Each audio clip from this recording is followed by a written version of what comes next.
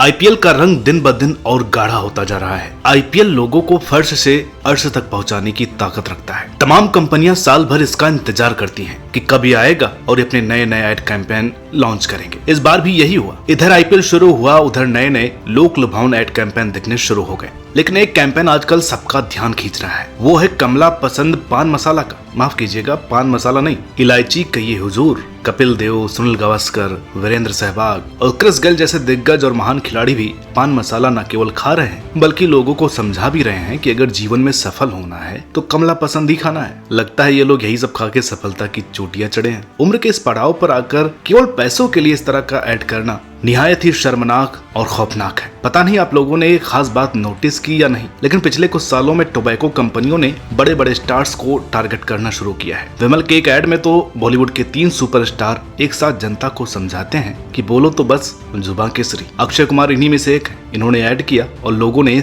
उनको ऐसा ट्रोल किया कि खिलाड़ी भैया को माफी मांगनी पड़ गई। बोले गलती हो गई, आगे से ऐसा नहीं करेंगे। कपिल देव, सुनील गावस्कर वेटरन क्रिकेटर है, लेकिन आज भी वो क्रिकेट प्रेमियों के दिलों में बसते हैं। आज के खिलाड़ी ही नहीं बल्कि पूरी यंग जनरेशन इनको फॉलो करती है। सोचिए क्या असर पड़ता होगा इनके दिलो दिमाग पर जब ये इन्हें पूरे चाव के साथ पान मसाला खाते हुए देखते होंगे। वीरेंद्र सहवाग तो कुछ दिनों पहले तक क्रिकेट ही खेला करते थे, इनके फॉलोअर भी कोई कम नहीं है। लेकिन आखिर कौन सी आफत आ पड़ी जिससे इन महान खिलाड़ियों को पान मसाला का ऐड करने पर मजबूर होना पड़ा। कपिल देव, सुनील गावस्कर को रिटायर हुए भले ही जमाना हो गया है, लेकिन ये क्रिकेट से कभी दूर नहीं रहे। दोनों को अक्सर ही क्रिकेट कमेंट्री करते सुना गया और इसमें कोई शक नहीं कि कमेंट्री के लिए अच्छे खासे पैसे पहले भी मिलते थे और आज भी मिलते हैं। CAKnowledge.com की एक रिपोर्ट के मुताबिक कपिल देव की नेटवर्थ 230 करोड़ रुपए है। वो cricket brand value, commentary, endorsement, investment, public appearance जैसी चीजों से सालाना लगभग 12 करोड़ की कमाई करते हैं। वही सुनील गावस्कर की नेटवर्थ 250 करोड़ रुपए है और वो सालाना लगभग 25 करोड़ रुपए कमाते हैं। वही वीरेंद्र सहवाग की नेटवर्थ 300 करोड़ है और ये भी सालाना लगभग 25 करोड़ रुपए कमाते हैं। यानी एक बात तो साफ है कि भले ही तीनों को क्रिकेट छोड़े हुए अरसा बीत गया है,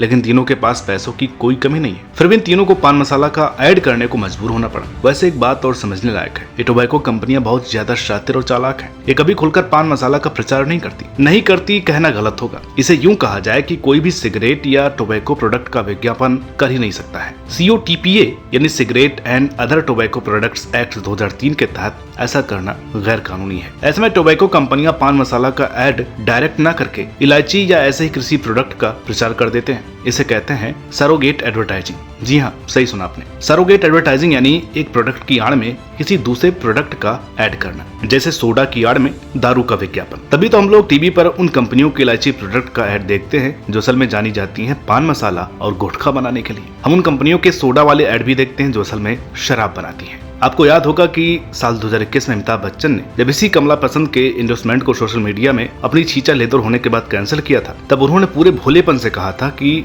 ये सरोगेट एडवर्टाइजिंग को समझ नहीं सके। लेकिन कपिल देव, सुनील गावस्कर और सहवाग जैसे खिलाड़ियों ने खेल के मैदान में और उससे बाहर भी बहुत हाई स्टैंडर्ड सेट किया है। इस स्टैंडर्ड को बनाए रखना भी उनकी ही जिम्मेदारी है। ये बात सिर्फ खेल तक सीमित नहीं है बल्कि जीवन से भी जुड़ी है। लेकिन पैसों की खातिर उन्होंने सब कुछ ताक पर रख दिया। इसमें कोई दो राय नहीं कि ये कंपनियां अक्सर इतना बड़ा ऑफर रखती हैं कि ना कहना बड़ा ही मुश्किल हो जाता है। और फिर ऐसे रिटायर्ड खिलाड़ियों के लिए ये ना और भी मुश्किल है। शायद यही वजह है कि केवल पैसों के लिए इन खिलाड़ियों ने अपने ऊंचे आदर्शों, मानदंडों की बलि चढ़ा दी। वैसे ऐसा कोई डेटा अवेलेबल नहीं है जिससे ये पता चलता है कि कंपनियां इंडोर्समेंट के लिए कितने रुपए ऑफर करती हैं। लेकिन जब बॉलीवुड स्टार कार्तिक आर्यन ने पान मसाला का ऑफर ठुकराया था, तब ऐसी खबरें आई थी कि इस ऐड के लिए उन्हें 9 करोड़ रुपए ऑफर किए गए थे। अब हम बात ऐसे खिलाड़ी की करेंगे जिसने अपने पूरे जीवन में आज तक किसी भी शराब या टोबैको ब्रांड को एंडोर्स नहीं किया। वो खिलाड़ी है क्रिकेट के भगवान कहे जाने वाले सचिन तेंदुलकर। सचिन ने अपने पिताजी से ये वादा किया था कि वो कभी भी ऐसे किसी भी प्रोडक्ट को एंडोर्स नहीं करेंगे, क्योंकि वो लाखों करोड़ों के रोल मॉडल थे और वो नहीं चाहते थे कि उनके चलते कोई भी